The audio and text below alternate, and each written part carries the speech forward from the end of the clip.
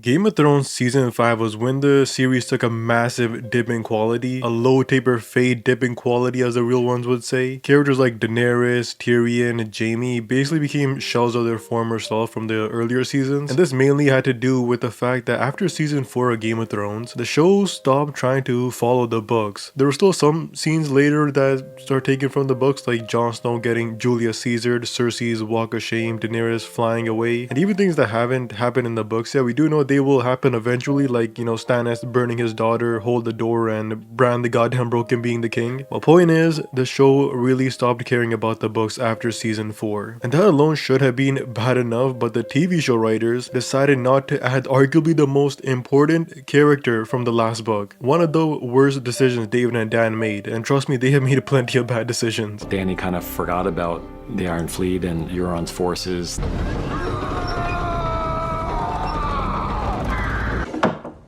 We need to find Euron Greyjoy's fleet and sink it. Your Grace, he's already destroyed a good portion of our fleet. While Dany kind of forgot about the Iron Fleet and Euron's forces. But this character is called Young Griff, also known as Aegon Targaryen. If you haven't read the books, don't worry, I'll explain who he is. But even in 2014, there were some forums wondering if he might be cut from Game of Thrones and discussing how bad that would be. And most people on this forum said, no, he will definitely be on the show because he is just way too important of a character for the writers to leave out. Well, turns out they were wrong, so you know, get fucked. Young Griff didn't appear on the show, and the removal of his character really ruined a lot for characters like Tyrion, Varys, Cersei, and especially Daenerys and Jon Snow. But who is Young Griff? To give a really quick summary, do you remember this scene from season 4? I'm going to hear you confess before you die. You raped my sister. You murdered her. You killed her children. You raped her? You murdered her?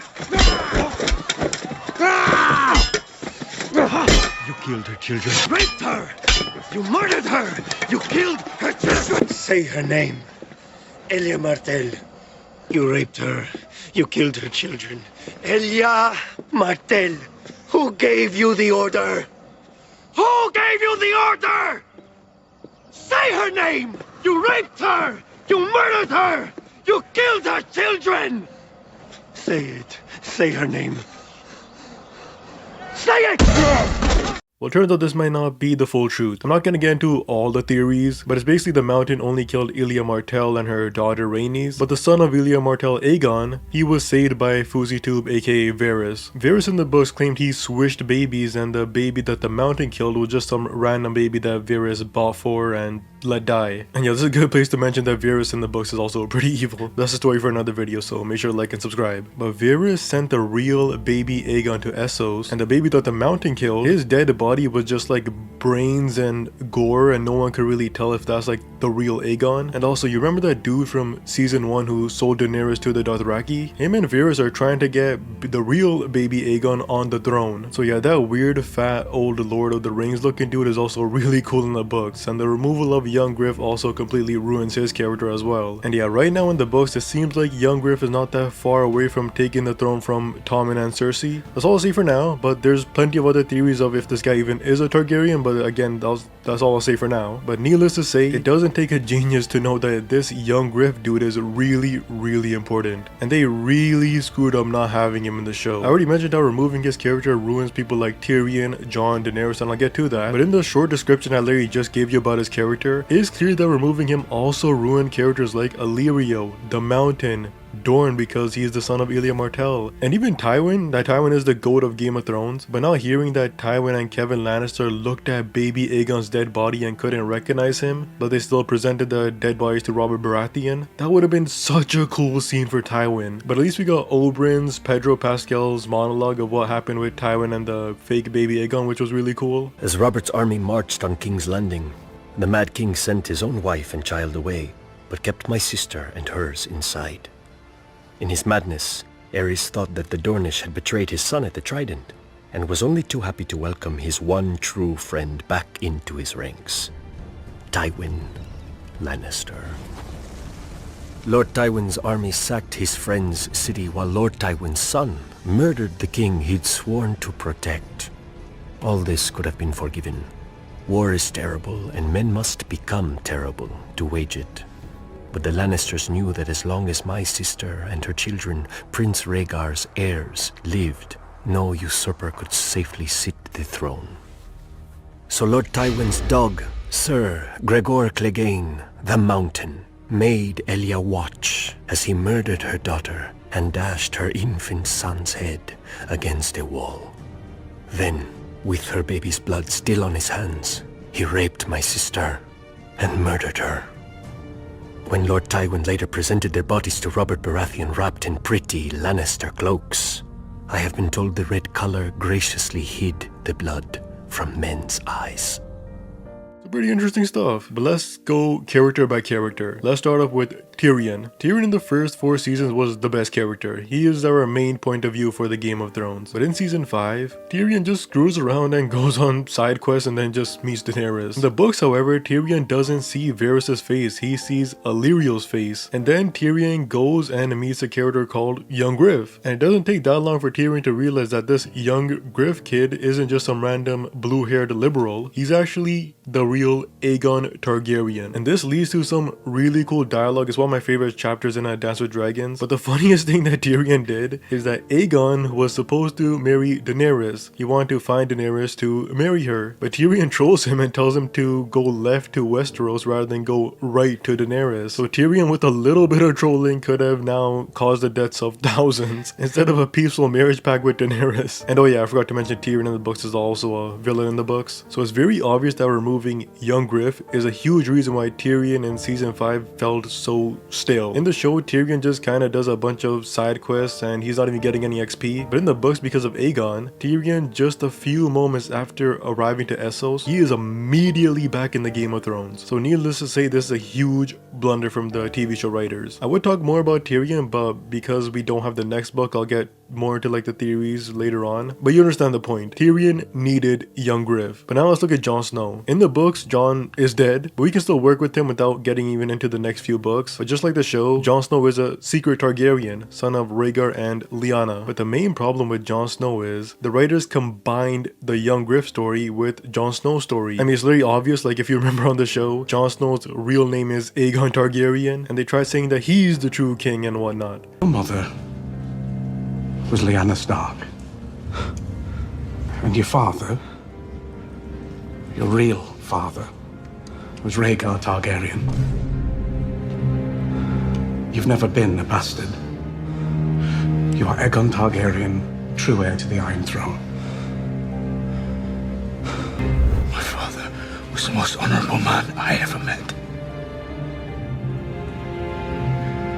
You said he lied to me all my life. Your father, Ned Stark, he promised your mother he'd always protect you. And he did. Robert would have murdered you if he knew. You're the true king. Aegon Targaryen, 6th of his name, protector of the realm, all of it.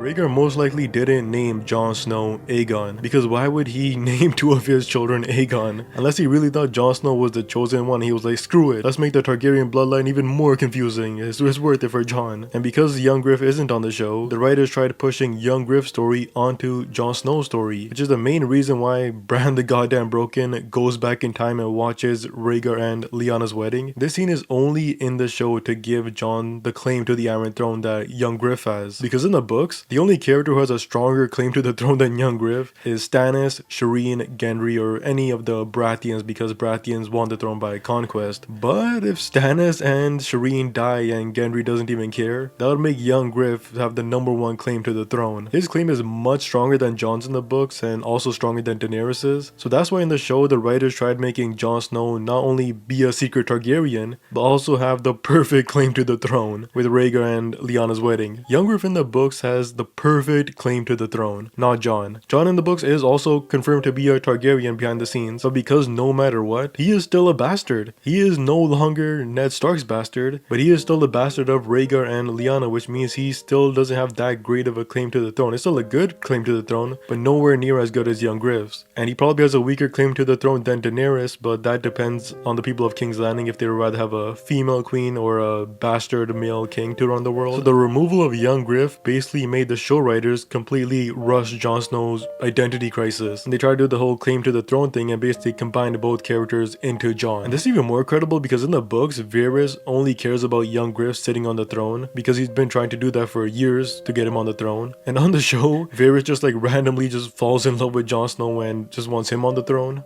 Then there's the problem of Jon Snow.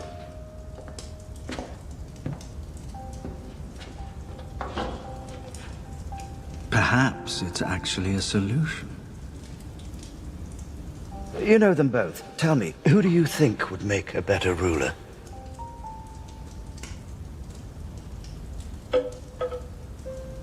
He doesn't want the throne. That's why he bent the knee. Have you considered the best ruler might be someone who doesn't want to rule? We're discussing treason. Don't pretend you haven't thought about it. Of course I've thought about it. Thoughts aren't treason. He's temperate and measured. He's a man, which makes him more appealing to the lords of Westeros, whose support we are going to need. Joffrey was a man. I don't think a cock is a true qualification, as I'm sure you'd agree. And he's the heir to the throne. Yes, because he's a man, cocks are important, I'm afraid. What about my earlier proposal? They could rule together as king and queen. She's too strong for him.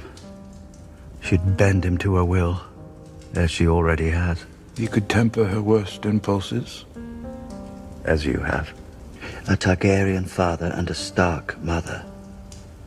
Jon's the one man alive who might actually be able to keep the North in the Seven Kingdoms. But next up is Daenerys, and also with this also includes Cersei. Daenerys' story in the show really stopped making sense after season 5. In season 7 and 8, her character was basically an entirely new character each season, sometimes even by episode. There was no real build up for her whatsoever. And Daenerys, after she helped a lot to defeat the White Walkers, she just randomly decides to burn King's Landing and do even worse. It's one of the worst plot twists in fiction. It's the worst plot twist than finding out you have AIDS. But Daenerys in season 8 hated Cersei because it's very obvious that the show writers wanted her to hate Cersei, so they made Cersei kill Missandei. But outside of that, Daenerys versus Cersei literally made no sense. They hardly even know each other or even heard about each other. And their dynamic was so bad because Cersei's endgame dynamic should have had nothing to do with Daenerys. It should have everything to do with Jaime or Tyrion. But in the books, if Daenerys does burn King's Landing, it's not gonna be because Cersei's on the throne. It's going to be Young Griff on the throne. This makes everything a lot more interesting because unlike Cersei, Young Griff will be loved by the common people. It's been foreshadowed, and Young Griff his entire life has been trained to be the perfect king. So when Daenerys is going to choose to burn King's Landing, she will have to make the moral decision of what she wants most. Does Daenerys actually want a peaceful Targaryen on the throne and rebuild the dynasty in an honorable way, or is she going to kill Young Griff because Daenerys wants to be that Targaryen really badly and kind of feed into her like neo god complex if she gets one? Daenerys won't go mad, like I said in my last video, so check that out. But Daenerys will have a lot of reasons to conquer King's Landing. Like Tyrion also might be imprisoned by Young Griff, and Daenerys and Tyrion will probably be close. Again, check my last video for that. But either way, removing Young Griff completely took away the layers that Daenerys' character needed in the later seasons. Daenerys really didn't face anything that makes her own team stand against her, and instead we got Cersei versus Daenerys, which not only did not make sense, but the battle was terrible. The battle was like the Florida Panthers going up against the Chicago Blackhawks hockey team, and there was no depth to this battle whatsoever. And the last thing I want to say, we all know Game of Thrones should have been 10 seasons long, and adding Young Griff not only takes out filler dialogue in season 6, but would at least take the series to at least like 9 seasons. So what George Martin said, the writers kind of screwed up and they were so stubborn and only wanting the show to go 7 seasons. Why is it ending? I don't know. Ask David and Dan when they come through. We could have gone to 11, 12, 13 seasons, but I guess they wanted a life. So you wanted it to keep going. Well, if you've read my novels, you know there was enough material for more seasons. They made certain cuts, but that's fine. We have 5 other shows, 5 prequels in development that are based on other periods in the history of Westeros. Some of them just 100 years before Game of Thrones, some of them 5,000 years before Game of Thrones. Now, did you know Game of Thrones would be ending with this season, or did they call you and say, hey, let's have a chat? David and Dan have been saying for, like 5 years that 7 seasons was all they would go. And we got them to go to 8, but not any more than that. So, I had to custom that. There was a period like 5 years ago where they were saying 7 seasons and I was saying 10 seasons. And, they won. They're the ones actually working on it. So. Yeah, that's Young Griff for you. I'll make another video on Young Griff one day and go over all the theories of him, being a Blackfire and all that. So, make sure to like and sub and all that.